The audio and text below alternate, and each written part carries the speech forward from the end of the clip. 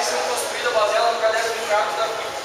O caderno de encargos da FIFA traz uma série de requisitos que um estádio deve atender para que ele possa sediar eventos organizados por ela. Um dos requisitos que a FIFA exige, talvez pela mais cobra, é a questão de evacuação do estádio em caso de emergência.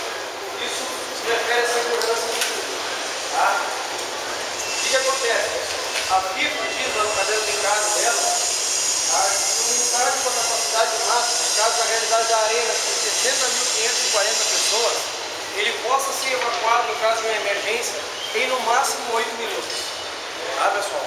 Aqui na arena, para vocês terem uma base, as áreas de circulação lá no Olímpico são mais ou menos como da parede ao pilar aqui.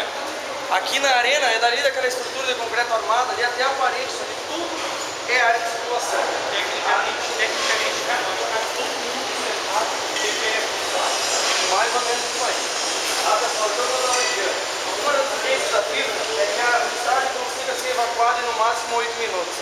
Aqui, os cálculos que se tem para a realidade da arena, em função do tamanho das áreas de circulação, tamanho e quantidade de corredores e do mezanino que ajuda na dispersão do público, a gente calcula que aqui para a arena, no caso de ela estar com 60.540 espectadores, vai se conseguir fazer a evacuação no caso de uma emergência em no máximo 6 minutos e meio. 1 minuto e meio a menos do que a FIFA